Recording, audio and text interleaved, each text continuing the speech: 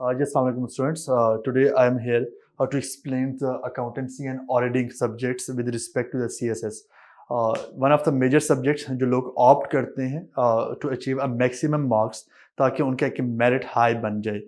That's a numerical subjects or there's a more probability that you can get a higher marks in that subject. As per the CSS syllabus, इसको उन्होंने 100 marks plus 100 marks two subjects में उन्होंने divide किया है. The first one is accountancy and auditing paper 1, and similarly there's accounting and auditing paper 2, and both for 100 marks each and last for the 3 hours paper. दोनों की timing same है, 3 घंटे का paper भी है और दोनों के जो मार्क्स हैं वो comprises of the 100 marks each. First अगर हम पेपर की थोड़ा सा सिलेबस की बात कर लें कि first accountancy paper 1 that's comprises of 2 major subjects. One is your financial accounting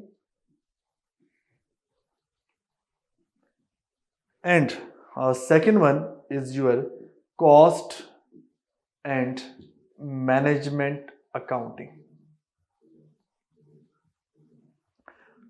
In total financial accounting के आपके पास 3 क्वेश्चंस वो आपसे यहाँ से वो मांगते हैं, और जो सब्जेक्टिव पार्ट में कॉस्ट अकाउंटिंग में से 4 क्वेश्चंस वो आपके यहाँ से देते हैं. Total 7 question subjective parts and 1 question जो आपका ऑब्जेक्टिव है वो कंबाइन है, उसकी सेक्शंस नहीं है.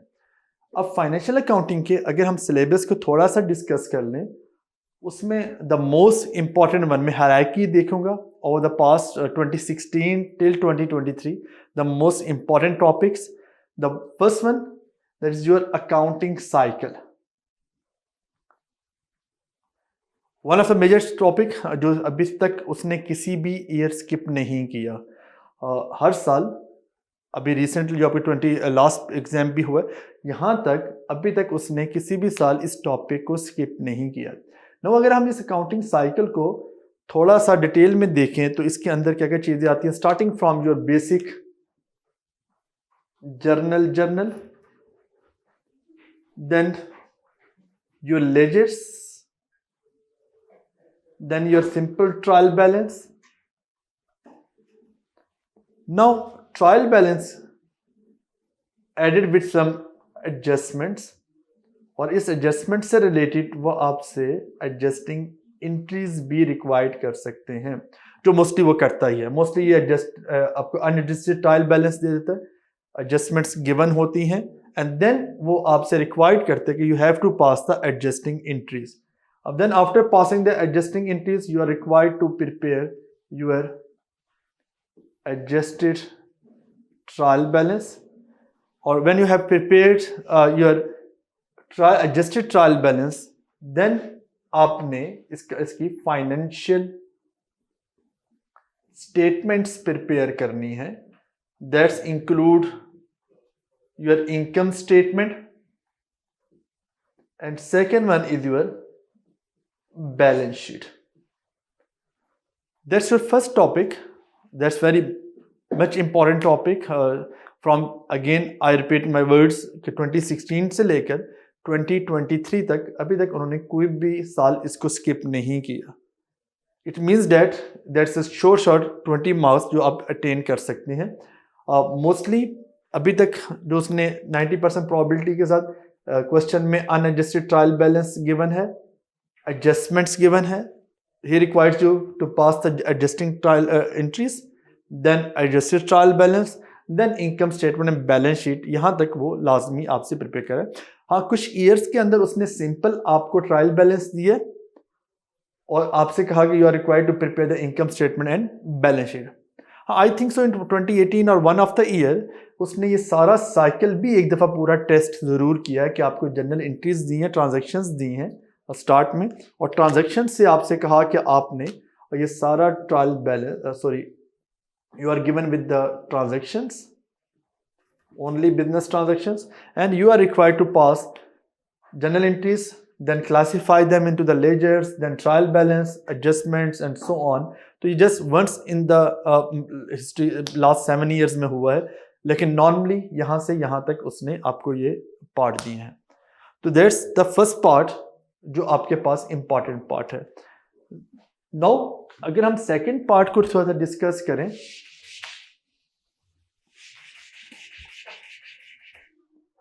जो second question with respect to the priorities अभी तक जो एग्जामिनर की प्रायोरिटी रही है, वो आपके पास accounting for non current assets. ये भी ऑलमोस्ट अभी तक वो हर साल लाजमी इससे क्वेश्चन इंक्वायर कर रहा है. That's include your basic cost calculation of the assets, और ज़्यादा जो उसका फोकस है वो डेप्रिसिएशन, डिफरेंट डेप्रिसिएशन मेथड्स हैं. That's include your cost of assets, how we can accumulate the cost of assets, different methods of depreciation, that's include your straight line method, reducing balance method, sum of your digits methods, and number of units production method, and services hours methods, and so on, with some conventions that might be a half year convention, that might be a full year convention, and so on. Or lastly, some transaction related with the disposal of assets, how we can calculate a gain or loss on disposal of assets. तो that's ये major 3 parts हैं जो इसके अंदर ही वो पूछ सकता है. लास्ट अगर 2023 का पेपर देखें तो उसने जस्ट डिस्पोजल से रिलेटेड आपसे क्वेश्चन पूछे हैं. प्रीवियसली थोड़ा सा मूव करें तो मेथड ऑफ डेप्रिसिएशन को ज़्यादा पिक करें. इट मीन्स कहीं ना कहीं इस टॉपिक्स को वो लाजमी टच करता है. तो one of the another important topic जो हर साल अभी तक ये 100% प्रोबेबिलिटी के साथ लाजमी आ रहा है. तो जब ये प्रायोरिटीज का बेसिक पर्पस क्या है कि आपने जब प्रिपरेशन स्टार्ट करनी है तो आपने किस टॉपिक को कितनी इंटेंसिटी के साथ, कितनी वेल कंसंट्रेशन के साथ प्रिपेयर करना है. इस सजेस्टेड आइडियल सिचुएशन ये है कि आपने सारा syllabus 100% with the same capacity आप प्रिपेयर करें, लेकिन लेट एटलीस्ट मिनिमम क्राइटेरिया ये है कि जो प्रायोरिटी टॉपिक्स हैं उनको आप पहले प्रिपेयर कर लें, then goes towards the other topics. अच्छा जी, अगर प्रायोरिटी वाइज मैं थर्ड टॉपिक को थोड़ा सा देखना चाहूँ, अब उसकी प्रायोरिटीज थोड़ा सा चेंज हुई है. अगर मैं 2022 से ऑनवर्ड देखूँ तो यहाँ पर वो थोड़ा सा कैश फ्लो स्टेटमेंट को भी अब टच करना स्टार्ट किया. अगर आप 2023 का पेपर भी देखें तो उसने कैश फ्लो स्टेटमेंट्स आपसे रिक्वायर्ड की है. इसमें मोस्टली वो इनडायरेक्ट मेथड पूछता है, लेकिन एक दफ़ा उसने डायरेक्ट मेथड को भी टच किया है, लेकिन उसके लिए उसने इतना टफ कैलकुलेशंस नहीं दी कि वो आपकी बहुत मुश्किल हो जाए. लेकिन again yes that's one of the another. लेकिन अगर मैं 2016 टिल 2023 की बात करूं तो ये हार्डली 2 और 3 ईयर्स के अंदर उसने ये टॉपिक रिपीट किया है, not in any every exam. लेकिन इसके पैरेलल आपके पास एक टॉपिक है that is financial statement analysis. Different जो आपके पास फाइनेंशियल स्टेटमेंट्स हैं, how to analyse them, we have different tools. For example we have the horizontal analysis, we have the vertical analysis, we have the different ratio analysis. तो उसने ratio analysis के ऊपर भी question को लाजमी design किया है. और अगेन अगर इस टॉपिक की प्रोबेबिलिटी हम देखना चाहें, you can verify them with the past papers from 2016 till 2023 almost 3 to 4 times this topic was repeated by the examiner. So almost अगर मैं इन दोनों को देखना चाहूँ तो both others for the same weightage, cash flow statement और financial statement analysis. वो इसको लास्ट 2023 में इसने लाजमी कैश फ्लो स्टेटमेंट पूछा है और रेशो एनालिसिस को लास्ट 2 अटेम्प्ट से उसने इग्नोर किया है, लेकिन प्रीवियसली उसने ज़्यादा फोकस फाइनेंशियल स्टेटमेंट एनालिसिस को दिया है. Then similarly if you move toward the next topic with respect to the priority list of the examiner based on the previous past papers, so then again we have partnership accounting, one of the vast area of the accounting, जिसके अंदर उसने partnership के admission को भी touch किया हुआ है. एक ईयर के अंदर उसने कहीं पर जाकर पार्टनरशिप की वाइंडिंग अप को भी डिस्कस किया है. एंड मेरा ख्याल है पार्टनरशिप के simple profit and loss appropriation को भी टच किया है। इसके डिफरेंट डायमेंशंस हैं, starting from the simple appropriation of partnership account till the winding of a partnership including the admission, goodwill. तो इसने ऑलमोस्ट 2 और 3 ईयर्स के अंदर पास पार्टनरशिप को लाजमी कहीं ना कहीं उसने टच किया है। Even though I think so in the recent year भी उसने पार्टनरशिप को लेकर चले। ये तो वो टॉपिक्स मैंने यहाँ पे 5 लिखे हैं जो बहुत इंपॉर्टेंट है। यहाँ से तो क्वेश्चन वो जो टोटल 3 क्वेश्चन आ रहे हैं, पहले 2 को लाजमी वो टच कर रहा है, तीसरा जो आ रहा है वो यहाँ से आ रहा है। वो टॉपिक्स जिनके बहुत कम अभी तक के आप इसको इस तरह परसीव नहीं करना चाहिए कि एग्जामिनर आगे भी नहीं देगा। नो, एग्जामिनर दे सकता है क्योंकि सिलेबस का पार्ट है, एग्जामिनर की चॉइस है, लेकिन अभी तक उसकी प्रीवियस पास पेपर सेटिंग से हमें उनकी प्रायोरिटीज इतनी अच्छी नज़र नहीं आ रही या उनकी उसकी फर्स्ट प्रायोरिटी पे वो टॉपिक नज़र नहीं आ रहे। तो उनमें से आपके उसके जो कंपनीज अकाउंट हैं,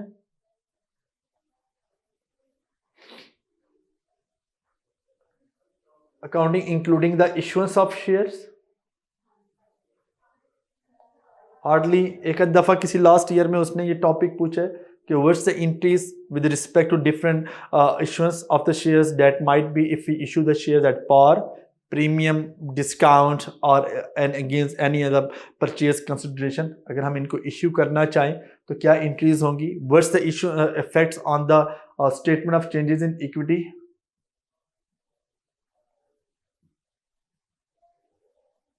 इसने हार्डली एक आध दफ़ा पूछे। और एक टॉपिक है जो अपने अभी तक उसने नहीं पूछा लेकिन आपके सिलेबस का पार्ट ज़रूर है, accounting for non profit organisations.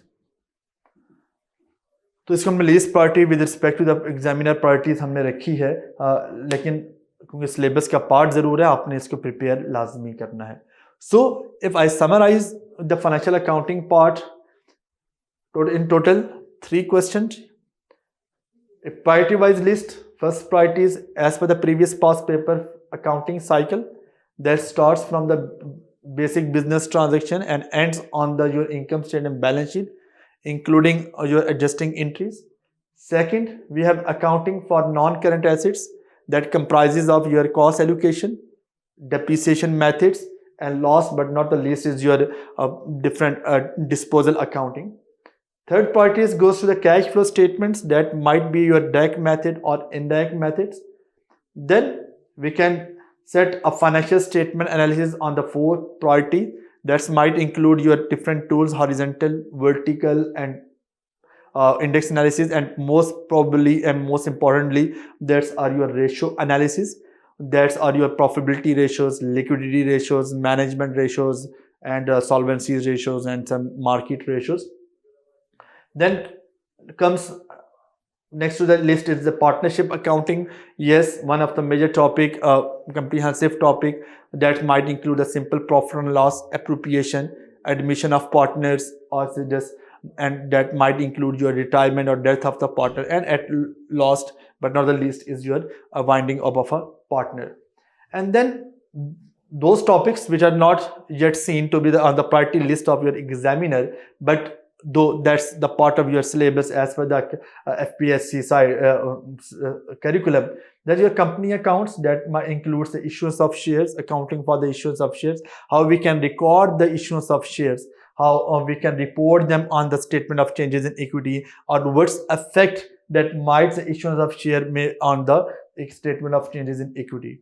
And last on the priority list that might be your accounting for non-profit organization. Although this topic is not yet tested by the examiner in any of the previous exam, but yes, as far as that's the part of your syllabus, we should not ignore this topic also.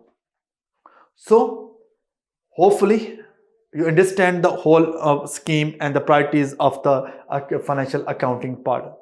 Now if we comes to the second part of our accounting and accountancy and auditing paper 1, that's our cost and management accounting. This part क्योंकि ये एक comprehensive part है जी, और इस part के अंदर topics ज़्यादा हैं और तो ऑप्शन भी ज़्यादा है। अगर देखेंगे यहाँ पे हमारे पास 3 क्वेश्चंस है फाइनेंशियल अकाउंटिंग में, लेकिन यहाँ पर हमारे पास 4 क्वेश्चंस हैं under the cost and management accounting में। पर in total out of 7 we are required to solve just only 4 questions, 2 from financial accounting and 2 from the cost and management accounting. It means that under the cost and management accounting we have options of choices of 2 questions. So margin थोड़ा ज़्यादा लेकिन topics भी ज़्यादा हैं.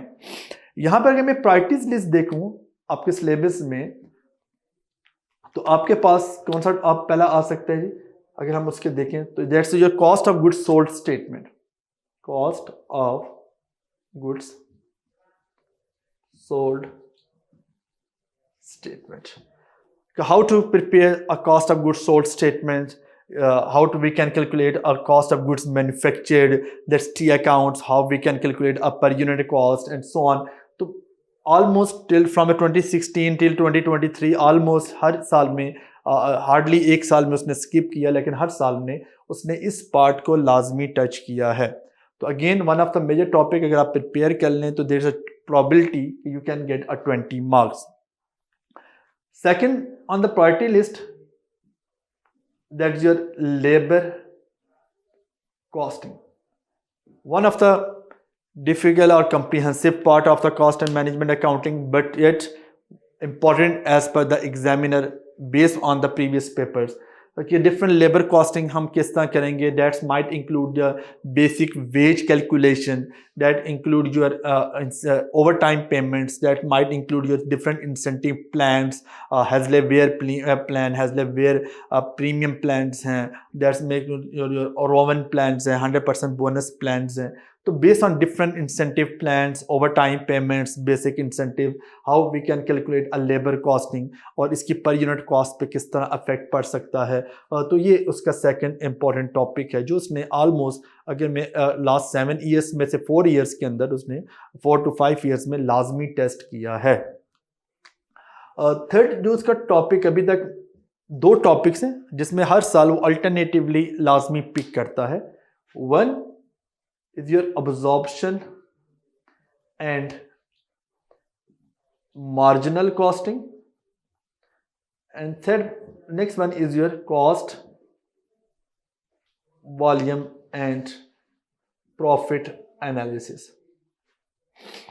Out of these 2 topics on the alternate year वो यहाँ से आपके इस टॉपिक को टच लाजमी कर रहा है कि अल्टरनेट ईयर में कभी वो अब्जॉर्प्शन मार्जिनल कॉस्टिंग को टेस्ट कर रहे हैं और कभी वो आपको सीवीपी एनालिसिस के क्वेश्चन ब्रेक इवन एनालिसिस के ऊपर पूछ सकता है.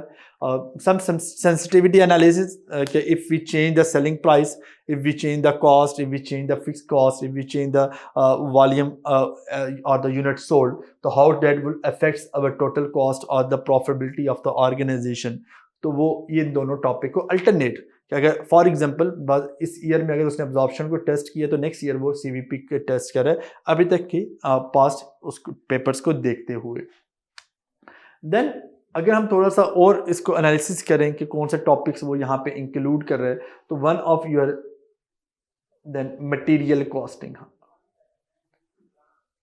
और मटेरियल कॉस्टिंग के अंदर जो उसका प्लानिंग का पार्ट है that might include your EOQ, economic order quantity model है.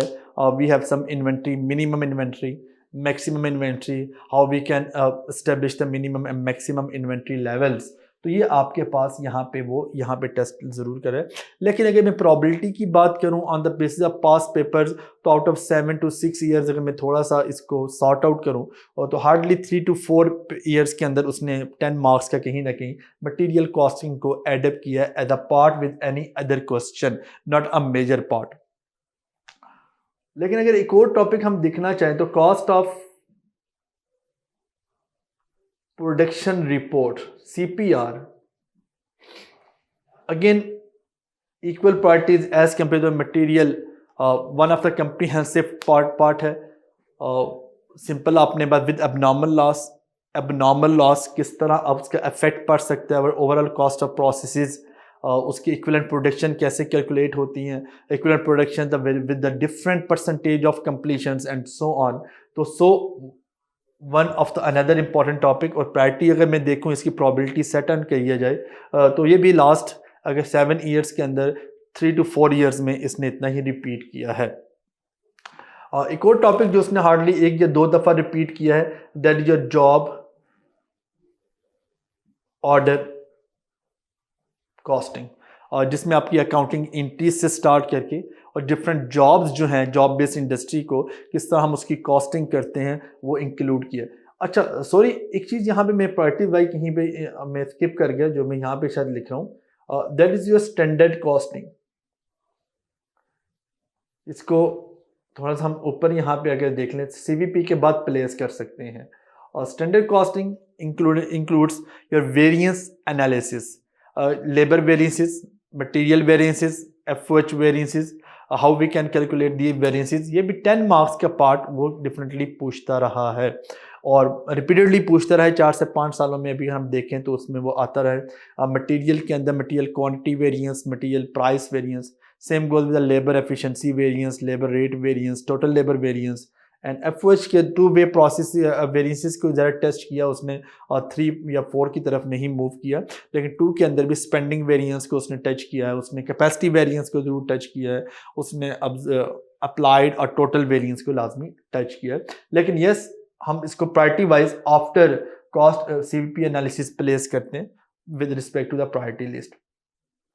तो ये मेजर हमारे एरियाज हैं अंडर द कॉस्ट अकाउंटिंग। कोई अगर एक टॉपिक यहाँ स्किप जो नज़र तो नहीं आ रहा, हमने सारे यहाँ पे देख लिए जो प्रीवियस टॉपिक उसके अंदर एज पर योर सिलेबस हमने कवर किए हैं। तो that's the overview of your accounting paper 1 that comprise 100 marks, 50 for financial accounting, 50 for your cost and management accounting. Out of 50, again 3 questions from financial accounting part, 4 questions from cost and management accounting part. Priority list, this one as per the financial accounting, and for cost accounting यहाँ पे आप move कर सकते हैं। और इसके अंदर last एक चीज़ जो अभी तक पहले तो ऐसा नहीं था, लेकिन मैं थोड़ा सा अगर 2022 2023 का पेपर थोड़ा सा मैं वेट करूँ तो वो थोड़ा सा मुझे एक चीज़ एनालाइज की है कि उसने एक बुक थोड़ा सा प्रायोरिटाइज करना शुरू कर गया। उसने कुछ बुक से as it is question pick कर रहा है, तो वो बुक भी मैं यहाँ पे सजेस्ट कर रहा हूँ। अगेन दैट्स नॉट नेसेसरली कि फ्यूचर में भी उसी बुक के एज सेम क्वेश्चन पिक करें, लेकिन अगर आप उस बुक को उसके पेपर उसके प्रॉब्लम्स अगर आप सॉल्व कर लें तो hopefully you can secure a good marks. तो फाइनेंशियल अकाउंटिंग के लिए जी हमारे पास फाइनेंशियल एंड मैनेजरियल अकाउंटिंग है, बुक का नाम मैं यहाँ पे लिख रहा हूँ, financial and managerial accounting by William and हाका। और नॉर्मली इसको आप मिक्स एंड मिक्स की बुक भी कहा जाता है। आप किसी भी बुक शॉप पे जाएं और उसको कहें मिक्स एंड मिक्स की फाइनेंशियल अकाउंटिंग की बुक दे दें तो वो आपसे देगा, तो इसके जो चैप्टर्स हैं वो आप ये रेलिवेंट चैप्टर्स वहाँ से प्रिपेयर कर सकते हैं। और as per as the cost and management accounting is concern, तो इसकी एक बुक है जो उसके पेपर वो दे कॉस्ट अकाउंटिंग बाय मैड्स एंड यूजरे। तो इसके कोई भी एडिशन 7th सिंपल है, अगर 7th से अबव कोई लेना चाह रहे हैं तो यस आप ले सकते हैं। तो ये अभी तक उसका 2 सालों से, प्रीवियसली तो शायद ऐसा नहीं था, लेकिन 2022 एंड 2023 में उसने एग्जैक्ट सेम क्वेश्चन पिक किए हैं। और एक और चीज़ जो एड अप हुई है वो ये है कि उसने इन सारे क्वेश्चन में कहीं ना कहीं 2 मार्क्स 3 मार्क्स का एक्सप्लेनेटरी और कंसेप्चुअल क्वेश्चन भी ऐड किया है। पहले जस्ट न्यूमेरिकल कैलकुलेशंस थी, लेकिन अब उसने थोड़ा सा इनके अंदर as per the pattern of these books उसने उनके कंसेप्चुअल क्वेश्चन भी ऐड किया था। So while you are preparing all these topics, kindly should prepare those conceptual question as stated in the relevant books, ताकि आप just along with the numericals आप उनको conceptually भी prepare कर सकें। Hopefully, I hope so, this whole introductory lecture will help you how to organize, how to plan, to prepare about these two first paper of the accountancy and auditing paper 1. Just recall your previous lecture. हमने previous lecture के अंदर overview लिया था just the syllabus of our accountancy and auditing और उसके accountancy and auditing paper 1 का, जिसके अंदर हमने डिस्कस किया था कि that's paper comprises of 2 part, one is your financial accounting and second one is your cost and management accounting. So अब थोड़ा सा एक क्विक ओवरव्यू लेते हैं the refresher course on the each and every topic of the financial accounting first and then move toward the second part in our next part. So is just you recall under the financial accounting the first topic जो हमने priorities पे set किया था, that's were our accounting cycle.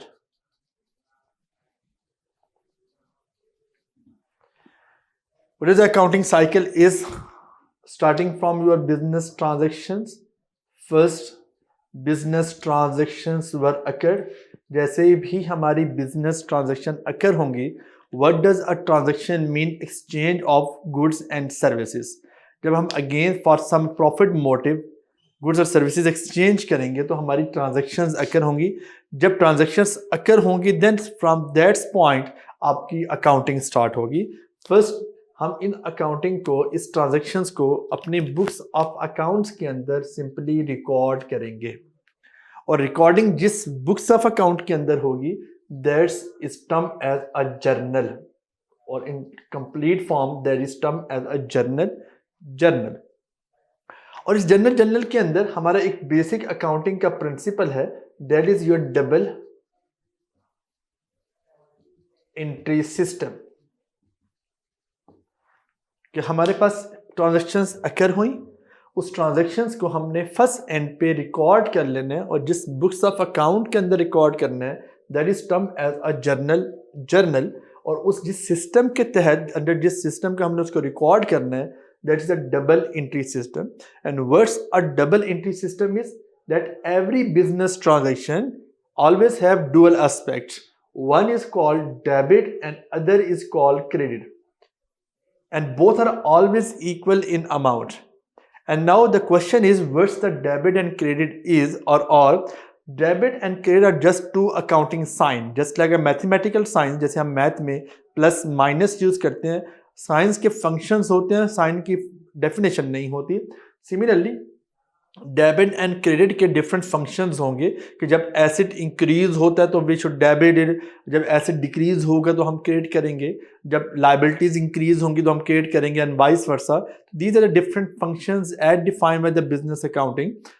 However itself debit and credit have no definition. तो it's mean that जब transaction record हुई, transaction occur हुई, हमने उसमें से दो एस्पेक्ट को एक्सट्रैक्ट कर लेना है. एक को हम डेबिट कर लेंगे, एक एस्पेक्ट को as per the rule credit करेंगे. और एक चीज को हमने देखना ही है कि दोनों मॉनेटरी वैल्यूज में उनकी वैल्यू क्या होनी चाहिए, इक्वल होनी चाहिए. That's the first step towards the accounting. जैसे हमारी रिकॉर्डिंग कंप्लीट होती है तो we move toward the second part that is term as a classification. यहाँ पर हमने जस्ट जो simple books of account maintain की, now from that books of account we classify different assets, different item on the basis of their similarly into a different accounts. हम यहाँ पे different accounts prepare basically कर रहे होते हैं. अब जिस books of account में करेंगे that is termed as a ledgers account. उन्हें हम ledgers कहते हैं और जिस format में करेंगे उसे हम basically T accounts कहते हैं. तो हर एक specific account का हम एक T account prepare करेंगे और relevant जितनी भी accounting entries की transactions हैं उनमें हम report कर लेंगे. तो once we completed the classification in the ledgers, ये सारे अकाउंट्स जो हमने जर्नल में रिपोर्ट किए उनके हमने लेजर बना लिए. then the next step comes that is a your summarizing. यहां पर हम स्टार्ट कर लेते हैं. हम अपनी एक बैलेंस की समरी प्रिपेयर करते हैं कि at the end of that's month, at the end of that's year, जिस टाइम पीरियड की हम वो ट्रांजैक्शंस रिकॉर्ड कर रहे थे, उस पीरियड के एंड में हमें एक समरी मिल जानी चाहिए कि हमारे पास कैश कितना बैलेंस रह गया, how much balance is available under the account receivable, accounts payable, land, building, furniture and so on. तो हमें एक बैलेंसेस की समरी क्रिएट कर दे. So that is term as our trial balance.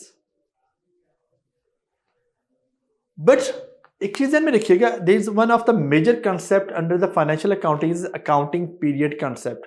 What does that concept is that all the accounting reports are prepared for a specific accounting period.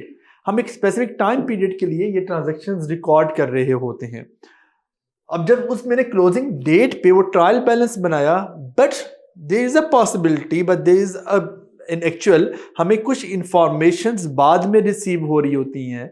For example, हमें बाद में पता चलता है कि हमारा कितना इंश्योरेंस एक्सपायर्ड हुई है, कोई स्टॉक हमारा लॉस हो सकता है, कोई हमें एक्रूवल्स के बारे में इंफॉर्मेशन मिलती है, कोई रिसीवेबल के बारे में इंफॉर्मेशन मिलती है। अगर कोई ऐसी additional information, this term as your additional informations,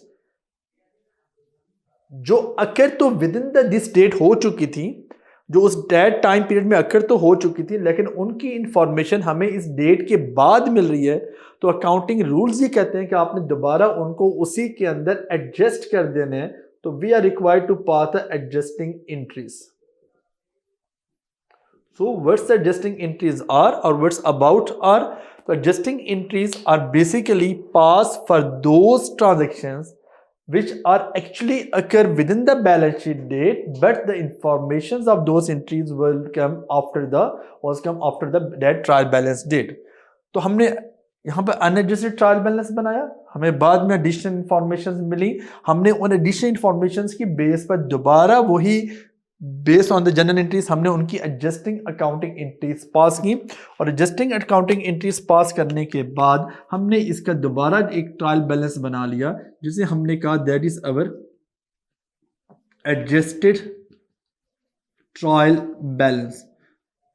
सो हमने इन सारी एडजस्टिंग एंट्रीज का जो इफेक्ट है वो इसमें अकोमोडेट कर लिया। अब एडजस्टिंग एंट्री जैसे ही हमारा एडजस्टेड ट्रायल बैलेंस कंप्लीट हो जाता है, तो then we move towards our financial statements. यहाँ पर फिर हम अपने एडजस्टेड ट्रायल बैलेंस से अपनी कंपनी की, अपनी ऑर्गेनाइजेशंस की फाइनेंशियल स्टेटमेंट्स प्रिपेयर कर लेते हैं। और what's are the financial statements are? तो there are 5 basic books under the financial statement, or we can say that there are 5 financial statements. First one is your income statement. Second one is your balance sheet. That is termed as a statement of financial position. Balance sheet is also named as a statement of financial position. Third one is your cash flow statement.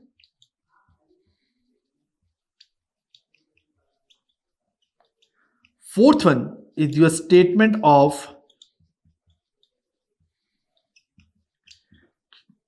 changes in equity. And last but not the least is your notes. These are the disclosure requirements. These are the notes to the financial statement. So after completing the adjusted trial balance, we are required to prepare the financial statements. That includes your income statement, balance sheet, cash flow statement, statement of changes in equity, and last but not the least is your notes to the financial statement. Under this, अगर हम पहले topic की बात करें as per the exam paper is, तो आपके पास just यहाँ तक पहली 2 स्टेटमेंट इस क्वेश्चन के अंदर टेस्ट की जा रही हैं कि आपने एडजस्टेड ट्रायल बैलेंस बनाना है, और एडजस्टेड ट्रायल बैलेंस के बाद आपने इनकम स्टेटमेंट या बैलेंस शीट बनानी है। तो that is a complete accounting cycle that starts with the basic business transaction, then recorded in your journal, and then classifying the different accounts in your T accounts, then prepare a trial balance that show a summary of your balances, but then we do adjust all those informations which are relates with your previous balance trial balance date in your trial balance. After passing the adjusting entries, we get a adjusted trial balance, and on the basis of such adjusted trial balance, we are going to prepare the financial statement of an organization that comprises of these basic 5 financial statements. That's our income statement, balance sheet, cash flow statement, statement of changes in equity, and last is the notes to a financial statement. Now, थोड़ा सा adjusting entries को यहां पे अगर हम discuss कर लें, adjusting entries,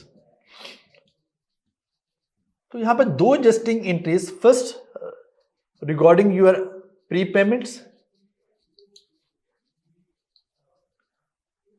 और दूसरी आपके पास होती हैं एक्रूअल्स। प्रीपेमेंट्स वो इस सिंपल टाइमलाइन को समझिएगा, that is your benefits. One of the basic thing is that every expense have a benefit. हम जितने भी एक्सपेंसेस करते हैं हमें उसका कोई ना कोई बेनिफिट होता है। हमने ये देखना ये है कि ये जो बेनिफिट है, क्या हम इससे पहले कैश पे कर रहे हैं या बाद में कैश पे कर रहे हैं? फॉर एग्जाम्पल, अगर हम घर रेंट पे लेते हैं तो हम कैश पहले पे करते हैं और उसका बेनिफिट बाद में लेते हैं। हम मोबाइल में कार्ड चार्ज करते हैं तो कैश पहले पे कर रहे हैं, देन बेनिफिट ले रहे हैं। लेकिन हमारे पास ऐसी एग्जांपल्स भी हैं जिसमें हम बाद में पे करते हैं। फॉर एग्जांपल, अब यूटिलिटी बिल्स, इलेक्ट्रिसिटी बिल, कि हम पूरा महीना बेनिफिट पहले ले रहे हैं और कैश बाद में पे कर रहे हैं। अब अकाउंटिंग ये कहता है कि आपका जो अकाउंटिंग पीरियड आपने डिफाइन किया है, जिस पीरियड का, लेट्स से मैं for the month of July देख रहा हूं, तो आपने अगर कैश पहले पे की है तो यहां पर that's would be treated as your prepayments. यहां पर अगर आपने पहले लिया है तो यहां पर ये आपके पास क्या बन जाएगा? अक्रूवल्स। प्री पेमेंट्स है या आपके पास अक्रूवल्स है। देन अगेन मैं इसको रिपीट कर रहा हूं, प्री पेमेंट्स मीन आपने कैश पे कर लिया लेकिन अभी बेनिफिट्स नहीं लिए इन केस ऑफ एक्सपेंस। और अक्रूवल्स ये है कि आपने बेनिफिट्स ले लिए लेकिन अभी कैश पे नहीं की, that is the accruals and pre payments of expenses.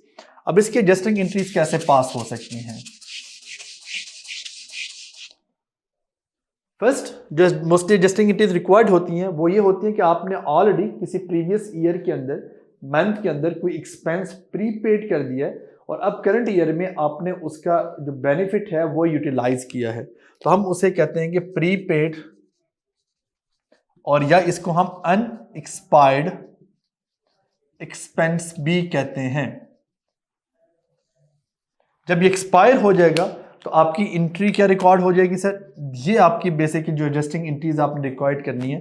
Debit, your expense account debit है, लेट्स से इंश्योरेंस है तो insurance expense, rent expense, salaries expense जो भी होगा, और क्रेडिट क्या कर देंगे? जो भी आपके पास प्रीपेड या अनएक्सपायर्ड एक्सपेंस अकाउंट है वो आप क्रेडिट कर देंगे। Insurance to unexpired insurance, rent to unexpired expense, अगर आपने प्रीवियसली क्या किया कि वो रेंट या वो इंश्योरेंस एडवांस में पे की है तो उसकी ये एंट्री रिकॉर्ड आप कर लेंगे ऑन द एक्सपायरी। ये हम किसकी बात कर रहे हैं जी? Prepayment in case of expense की। अगर यही बात मैं एक्सपेंस की बात करूं अक्रूवल्स के अंदर, अक्रूवल्स में क्या हो रहा है कि आपके पास हम बेनिफिट्स ले रहे हैं लेकिन कैश अभी पे नहीं की, तो अभी भी क्या होगा? Expense in either case always debit, हम एक्सपेंस अकाउंट डेबिट कर देंगे। नाउ कम्स, हमने अभी पे नहीं किया तो वो एक्सपेंस मेरा क्या बन जाएगा? Accrued expense account should be credit.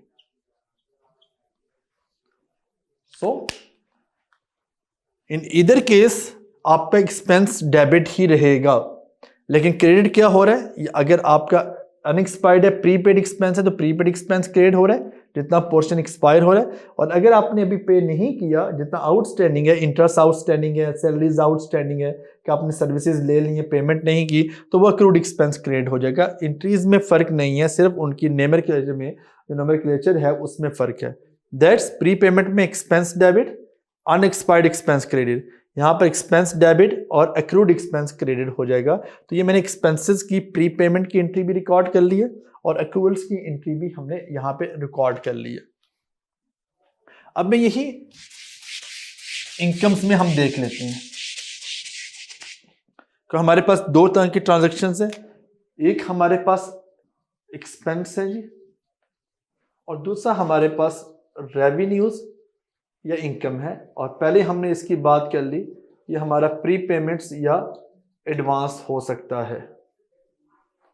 और एक्सपेंस की प्री पेमेंट की अभी मैंने आपसे एंट्री शेयर की है, जो हम यहाँ पे रिपीट कर सकते हैं। हमने प्री पेमेंट में किया, डेबिट किया एक्सपेंस अकाउंट और क्रेडिट कर दिया हमने बेसिकली योर प्रीपेड और अनएक्सपायर्ड एक्सपेंस। और दूसरा हमने अभी जो चीज डिस्कस की थी वो अक्रूवल्स की थी, और अक्रूवल्स पे किसके हमने डिस्कस किए जी? एक्सपेंस के डिस्कस किए। और एक्सपेंस में हमने अक्रूवल्स में कहा डेबिट क्या हो जाएगा जी सर? आपका एक्सपेंस अकाउंट डेबिट है, और क्रेडिट हम कर रहे हैं जो भी आपका अक्रूड एक्सपेंस है, payable, accrued, outstanding, these are the same thing, तो आपने क्रेडिट कर लिया। अब यही एंट्रीज हम रेवेन्यू में जनरेट कर रहे हैं।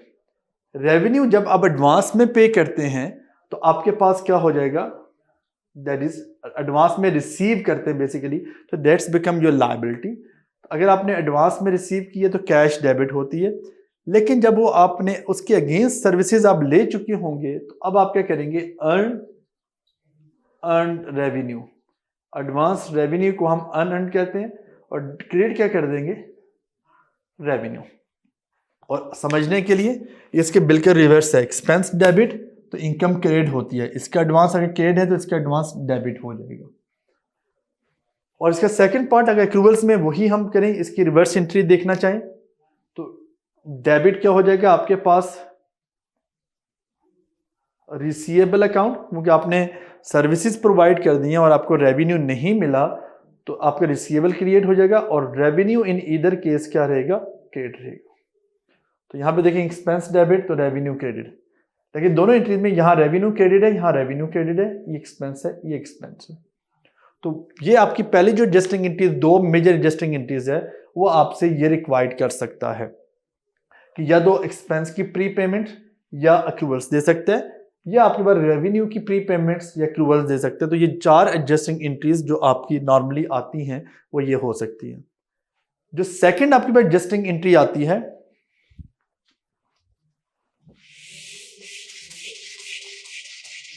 वो आपके पास बेसिकली डेप्रिसिएशन से रिलेटेड आती है।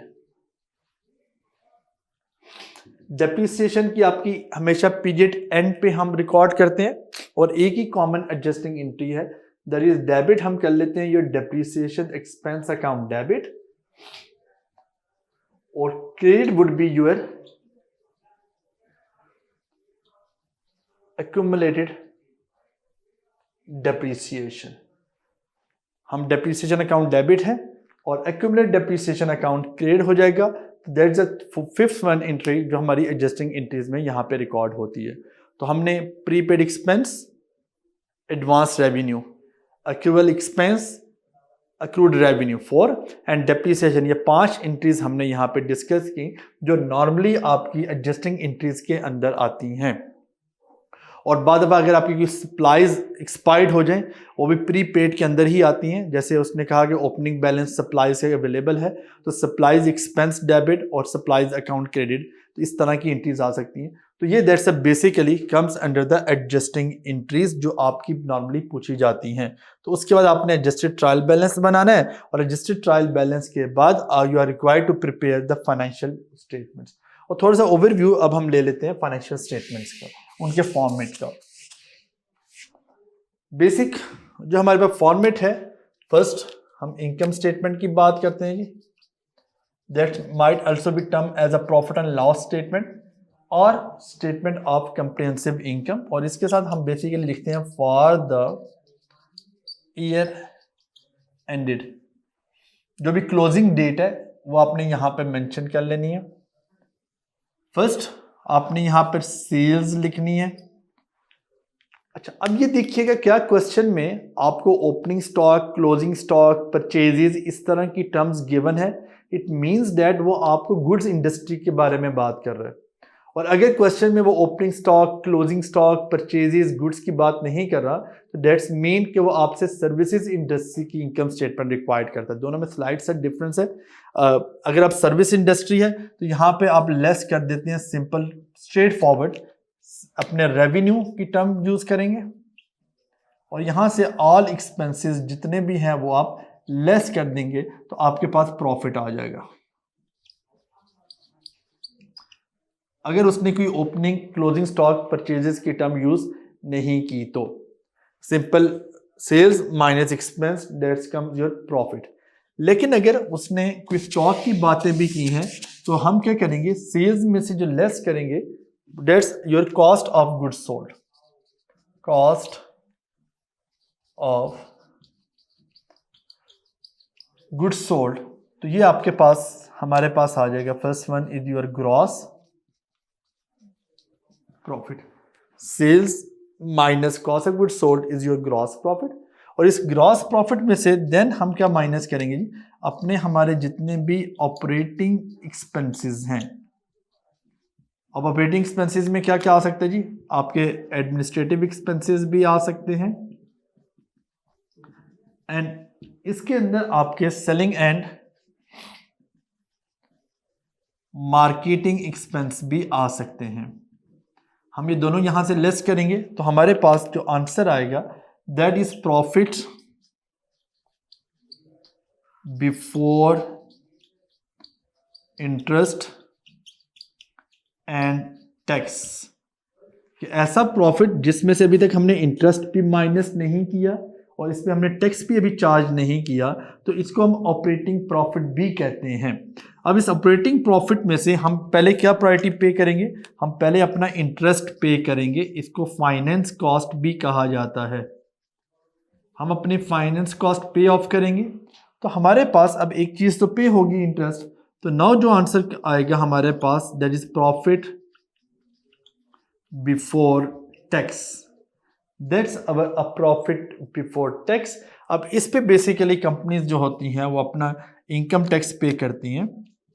हम अपना यहाँ से जो टैक्सेशन है इनकम टैक्स वो यहाँ से माइनस करेंगे, तो that's basically your profit for the year हमारे पास आ जाएगा, प्रॉफिट फॉर द ईयर।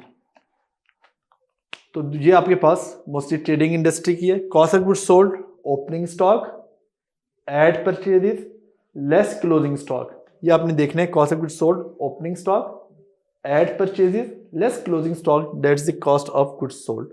तो ये हमारे पास ट्रेडिंग इंडस्ट्री की इनकम स्टेटमेंट का बिल्कुल फॉर्मेट है। और ये डेटा आप लेंगे कहाँ से, हमने जैसे साइकिल में देखा कि ये डेटा हम सारा एडजस्टेड ट्रायल बैलेंस से पिक कर रहे होंगे। और सेकंड जो स्टेटमेंट आप हमारे पास आती है इस सारी चीज के अंदर, that's your balance sheet.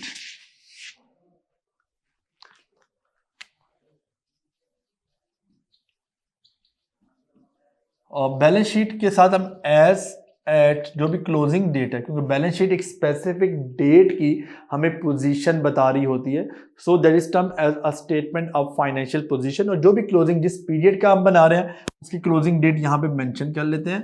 That's यहाँ पे हम एसिड्स सारे लिख लेते हैं एक तरफ पे, जितने भी हमारे एसिड्स हैं वो हमारे नॉन करंट एसिड्स भी हो सकते हैं, वो एसिड्स जिनकी लाइफ मोर देन 1 ईयर है, land, building, furniture, equipment and so on.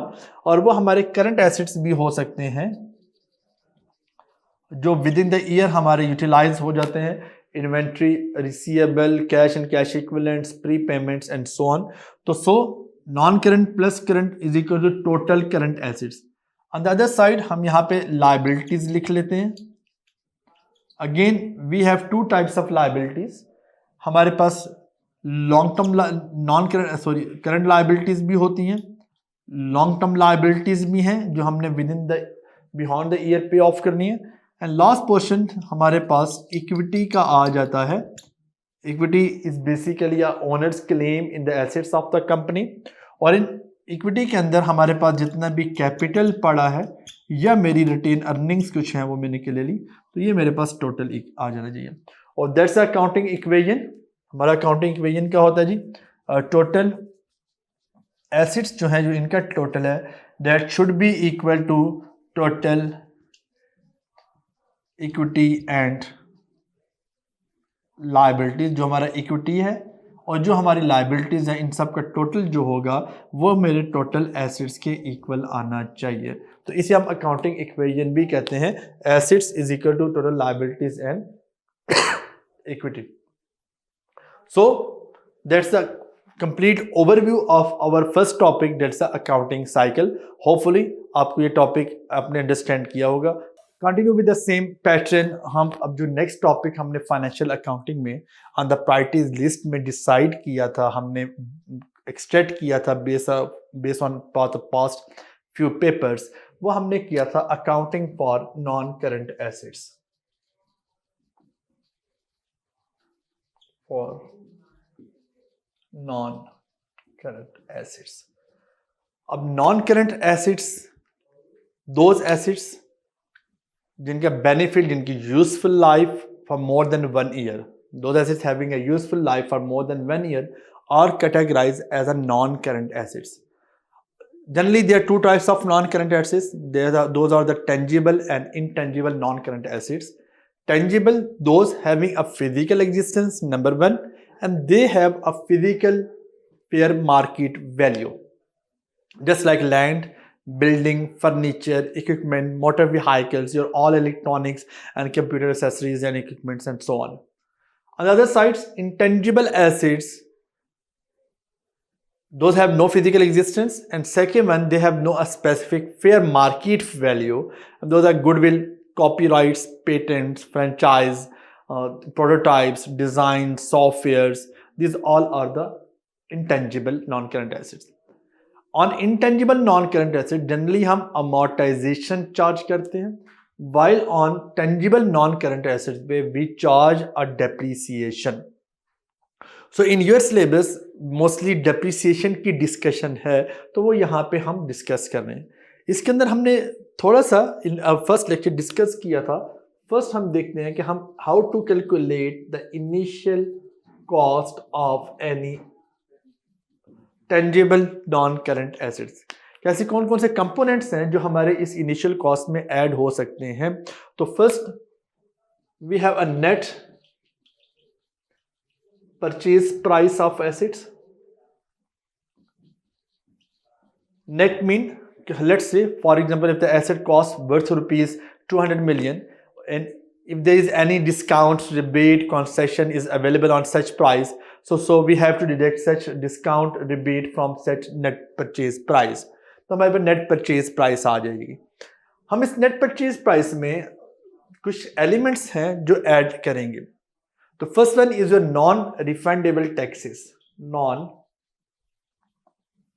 Refundable taxes वो taxes for example custom duty, excise duties and import duty. There are three types of taxes जो literally आप adjust या reclaim back नहीं कर सकते under any other head. तो आप उनको कहते हैं नॉन रिफंडेबल टैक्सेस. फर्स्ट कि अगर आपने एसेट परचेज किया है और उस एसेट के ऊपर कस्टम ड्यूटी, इंपोर्ट ड्यूटी और एक्साइज ड्यूटी आपने पे ऑफ की है, ये क्वेश्चन गिवन भी है, तो आप क्या करेंगे उस परचेज प्राइस में एड अप कर लेंगे. But one thing keep in my mind, अगर जीएसटी गिवन है, जनरल सेल टैक्स गिवन है, वो that's comes under the heading of a refundable tax, वो आप यहाँ पे ऐड नहीं करेंगे. थर्ड, हम इसमें क्या चीज ऐड कर सकते हैं, देन ऑल डायरेक्ट एक्सपेंसेस, जो भी डायरेक्ट एक्सपेंसेस होंगे वो हम ऐड अप करेंगे. Now what does a direct expense mean? Direct expense दो तरह के सर. एक to bring the asset at working location, जहां पे उस एसेट को हमने यूज करना है, इंस्टॉल करना है, जहां से उसको बेनिफिट लेना है. परचेज पॉइंट से लेकर जहां हमने उसको यूज करना है वहां तक लाने तक जितने भी एक्सपेंसेस हैं वो आप सारे के सारे ऐड कर लेंगे. That's might include your transportation, loading and unloading charges. और सेकंड वन हम क्या कर सकते हैं sir, to bring the asset in working condition. जिस फॉर्म में हमने उस एसेट को यूज करना है उस फॉर्म तक लाने तक जितने भी एक्सपेंसेस है वो भी हम उसमें ऐड कर देंगे. That's include your installation charges, site preparation, labor charges, any additional material charges, that might include your initial testing cost. ये सारी कॉस्ट आप इसकी कॉस्ट में एड अप करेंगे. तो जब हम ये सारे एड अप कर लेते हैं तो that would be your total cost of asset. तो फ्यूचर में जहां जहां हम कॉस्ट की टर्म रेफर करेंगे तो that includes net purchase price, add non refundable taxes, for example import duty, custom duty and excise duty, all direct expenses that might include your bring the asset at working location like transportation, loading, unloading charges, and to bring the asset in working condition like installation, labor charges, material charges, any indirect materials and so on. To sum up all these types we get a total cost of the asset. जब future में मतलब question में अब as per as the exam is concern वहाँ इस तरह के question वो स्टेट कर सकता है कि ABC purchase an asset cost of rupees 100,000, he also prepared the installation and other charges of ₹2 lakh. तो आपने टोटल कॉस्ट कैलकुलेट करनी है, तो जितने भी इंस्टॉलेशन प्लस उसकी परचेज प्राइस है वो एडअप कीजिएगा, you will get a total cost of asset, जो आगे डिप्रिसिएशन की फार्मूलाज में हम यूज करेंगे। जो इसमें सेकंड पार्ट है हमारे एसेट्स की, उसमें वो हमारे पास है जी डेप्रिसिएशन। अब now what does a depreciation mean? Depreciation mean allocation of depreciable amount of an assets over its useful life. Again, allocation of depreciable amount of an assets over its useful life. Generally हम अगर इसके types की बात करें, अभी तक जितना mostly literature ने लिखा है या हमारे एस्टीमेट्स है, बेसिकली अकाउंटिंग मेथड्स और the accounting estimates that's vary from the management to management. तो हम कहते हैं कि that might be your straight line,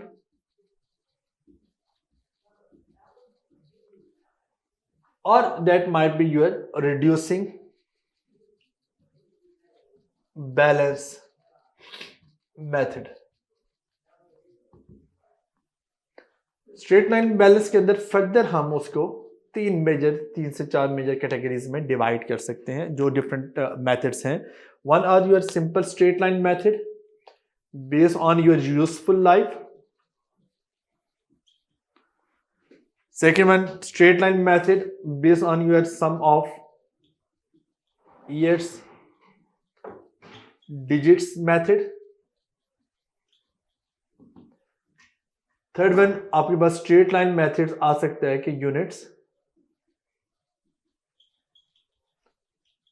production method, और last one is your Macker's method, that's the most accelerated cost recovery method. और on the other side reducing balance method में हमारे पास जो first one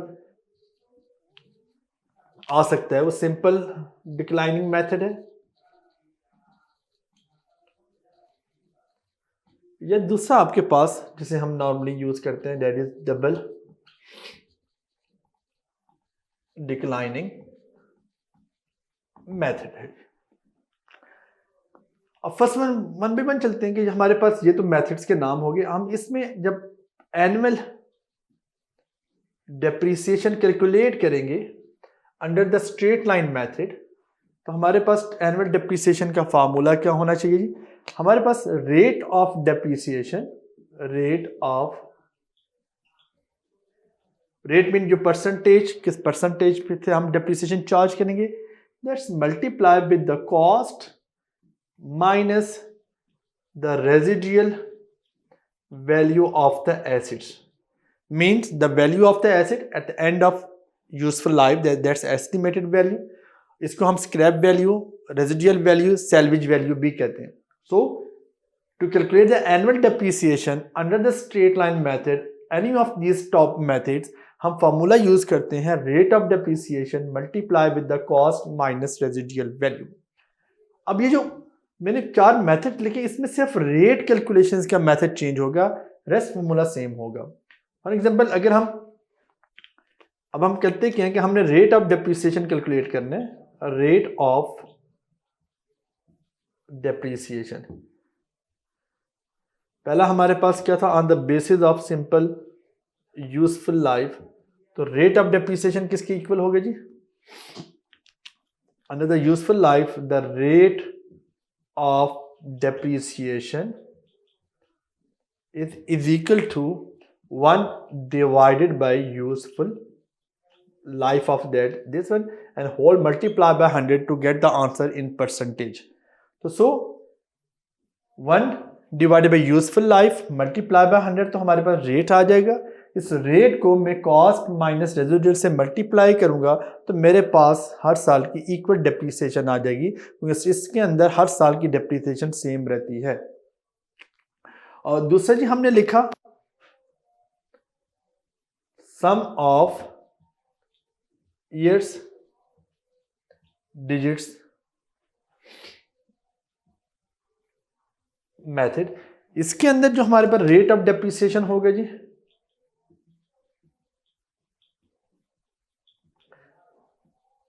that's is equal to digit of the year in reverse manner divided by sum of digits of years. अभी थोड़ा सा इसको मैं एग्जांपल के थ्रू यहां पे एक्सप्लेन करना चाहूंगा कि आपके पास लेट से एक एसिड है, एसिड की जो यूजफुल लाइफ है वो 5 इयर्स है जी. तो इट मीन्स दैट अगर मैं 5 इयर्स ले रहा हूं तो हमारे पास 1 2 3 4 एंड 5 ये मेरे पास उसके ईयर के डिजिट्स आ गए. 1 2 3 4 एंड 5 क्योंकि 5 ईयर्स उसकी लाइफ है. These are the digits. अब पहले मैं इन सबके डिजिट्स को एड अप कर लेता हूं. 1 + 2 3 3 + 3 6 then 4 10 10 5 15 is the sum of year digits जो इस फार्मूले का डिनोमिनेटर है. Sum of digits of the year that is 15. Now अगर मैं पहले साल का रेट ऑफ डेप्रिसिएशन कैलकुलेट करना चाह रहा हूं तो मैंने लिखा है digit of the year in reverse manner. तो पहले साल का रेट क्या हो जाएगा जी? अब रिवर्स मैनर में ये ऊपर आ जाएगा 5/15. दूसरे साल का 4/15, देन 3/15, 2/15 एंड लास्ट इन 1/15. ये रेट ऑफ डेप्रिसिएशन आ गई हर साल की. मल्टीप्लाई हमने सेम वैल्यू के साथ करना है, कॉस्ट माइनस रेजिडुअल के साथ. तो हमारे पास इन सारे ईयर्स की डेप्रिसिएशन आ जाएगी under the sum of years digits method. तो होपफुली ये आपको क्लियर हो गया होगा जी. नाउ सॉरी मैं ये पोर्शन थोड़ा सा क्लियर कर लेते हैं. ओके जी. तो नेक्स्ट जो हमारे पास सम ऑफ ईयर डिजिट्स के बाद हमने लिखा दैट इज योर यूनिट्स और सर्विस हॉर मेथड भी कहते हैं, यूनिट प्रोडक्शन मेथड और एक्टिविटी मेथड भी इसको कहा जाता है. इसमें अगेन रेट ऑफ डेप्रिसिएशन हम कैसे कैलकुलेट करेंगे? Rate of depreciation is equal to units और hours whatever the case is in specific year. उस साल जिस साल में हम देख रहे हैं उसका स्पेसिफिक की जगह the most appropriate word should be a relevant year divided by total estimated production. For example again वही एग्जाम्पल लेते हैं जी. हमारे पास 1 2 3 4 एंड 5 है.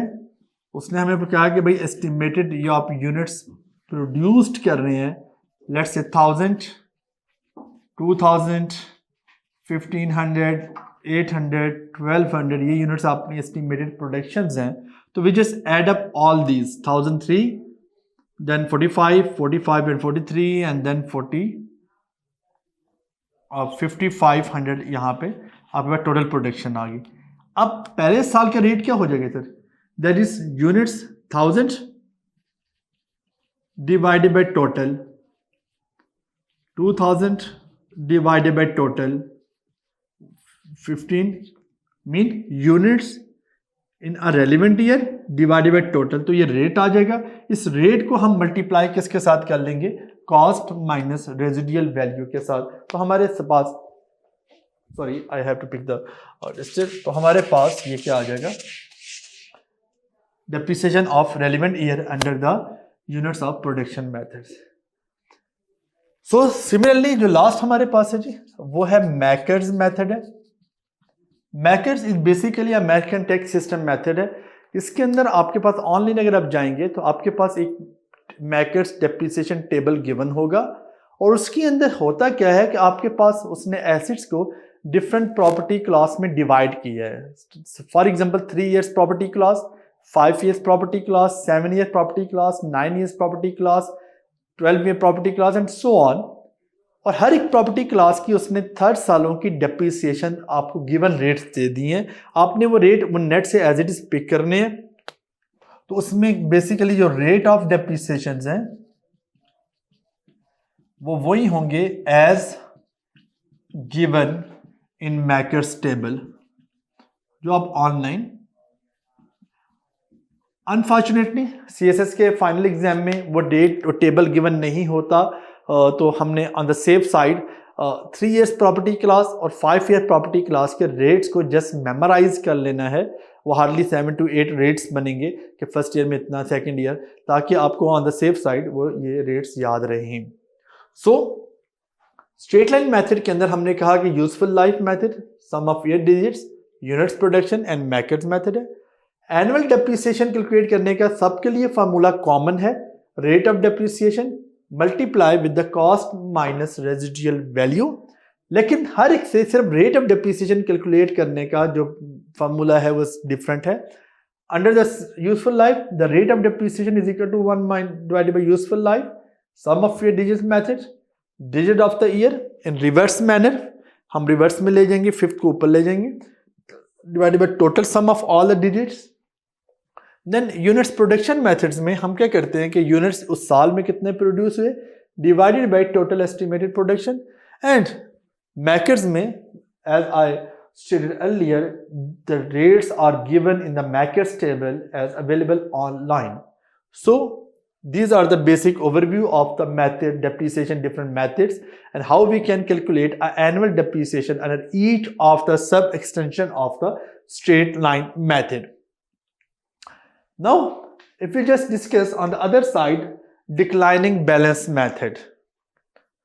अब डिक्लाइनिंग बैलेंस मेथड में आपका हर साल की डेप्रिसिएशन जो होगी वो चेंज होती रहेगी। मोस्टली जो पहला हमने लिखा, अब उसमें जो डिक्लाइनिंग और रिड्यूसिंग बैलेंस मेथड है,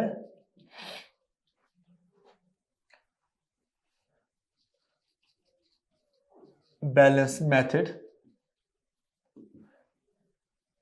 इसमें हमारे पास फॉर्मूला क्या होता है डेप्रिसिएशन का, that is your annual depreciation is equal to वही rate of depreciation multiply cost, जिसे हम कहते हैं कैरिंग, जिसको हम लिखे cost minus accumulated depreciation of previous year. Cost minus accumulated depreciation, और इसको हम book value of the asset भी कहते हैं। कॉस्ट माइनस एक्यूमुलेटेड डेप्रिसिएशन को carrying value of the asset भी कहा जाता है।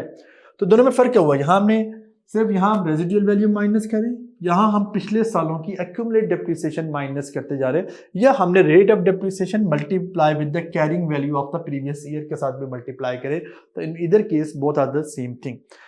अगेन यहाँ पर जो हम देखेंगे, इसका जो पहली एक्सटेंशन है वो सिंपल डिक्लाइनिंग मेथड है। यहाँ पर मोस्टली रेट ऑफ डेप्रिसिएशन आपको गिवन होगा, that's not required to calculate a rate of depreciation. Mostly वो कहता है कि आपने 10% 20% कैलकुलेट करें, लेकिन अगर ऑन द सेफ साइड नहीं भी गिवन होता, लेकिन अभी तक उसने ऐसा कहा नहीं है, तो उसका फॉर्मूला होता है residual value divided by your cost, that is nth root और whole minus 1। लेकिन अगेन आई रिपीटेडली मोस्टली अभी तक का आपके जितना सिलेबस है उसमें वही रेट आपको ऑलरेडी गिवन देगा कि अगर लिखा होता है ये 20% reducing balance method, that is first 20% is your rate of depreciation. लेकिन ऑन द सेफ साइड मैंने यहाँ पे फॉर्मूला स्टेट कर लिया है। और दूसरा आपके पास है जी डबल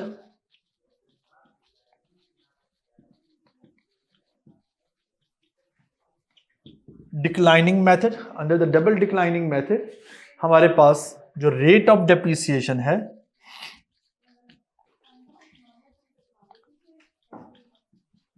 वो हम उसी तरह कैलकुलेट करते हैं जो हमने सिंपली ये कैलकुलेट किया, 1 divided by useful life of the asset.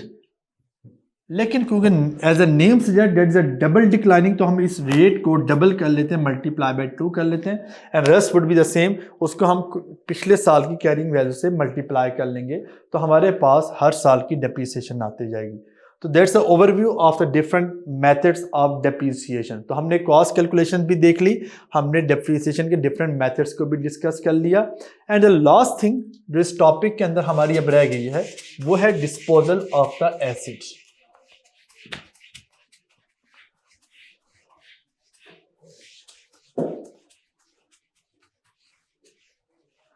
Okay जी, तो हमारे पास जो लास्ट इसके अंदर है that is accounting entries when we dispose of और सेल द एसिड। तो हम क्या करेंगे, तो उसके ऊपर हमारे पास जो एंट्री रिकॉर्ड हो जाती है that is debit is your cash account, जितनी उस एसिड को सेल आउट करके आपको कैश मिल रही है। अगर वो कहते हैं कि asset is scrap and have no salvage value, that's mean that आप कोई भी कैश रिसीव नहीं करें। हम उस टाइम पर उसकी जो भी एक्यूमुलेटेड डेप्रिसिएशन गिवन होगी या अब हमने कैलकुलेट की होगी वो भी डेबिट कर लेंगे। इफ देयर इज लॉस, तो लॉस ऑन डिस्पोजल हमारा डेबिट हो जाता है और क्रेडिट हम कर देंगे उस एसिड को, जो एसिड हम डिस्पोज ऑफ कर रहे हैं, बट किस वैल्यू पे, कॉस्ट ऑफ द एसिड पे। अगर आपके पास गेन हो रहा है, गेन ऑन डिस्पोजल, तो वो क्रेडिट हो जाएगा। ये गेन या लॉस में से दोनों में से कोई एक चीज होगी, तो ये आपके पास कैलकुलेट होगा। हाँ, एक चीज, अब the question is that how we can calculate gain और लॉस ऑन डिस्पोजल। तो आपने दो चीजों को कंपेयर करना है, सेल वैल्यू ऑफ एसिड, जिस वैल्यू पे एसिड आपका सेल आउट हो रहा है, जितनी कैश आपको रियलाइज हो रही है बाय सेलिंग सच एसिड, उसको और लेस कर लें आपके पास कैरिंग, जिसे आप बुक वैल्यू भी कहते हैं, of that asset at the time of sale. उस जिस टाइम पे आप सेल कर रहे हैं उस टाइम पे उसकी सेल वैल्यू और कैरिंग वैल्यू क्या थी। You just take a difference. तो ultimately if the sale value is more than the carrying value, that would be treated as a gain, otherwise loss. So we had discussed about the non-current assets, tangible and intangible non-current assets, then the depreciation, how we can calculate the initial cost of the asset, what are the different components comes under the initial cost of the asset first. Second, the different methods of depreciation, majorly categorized into the straight line method and a reducing balance method. Under the straight line method, we have discussed about the useful life methods, sum of your digits methods, and the units production method and the Mackett's method. On the other side, under the reducing balance method, we had discussed about the simple declining method or the double declining method. In last, we had discussed about the disposal entry, how we can pass accounting entries of the disposal of the asset and how we can calculate a gain and loss on disposal of asset. I hope आपने ये topic regarding the accounting for non current asset को understand किया होगा। Thank you so much. Stay blessed.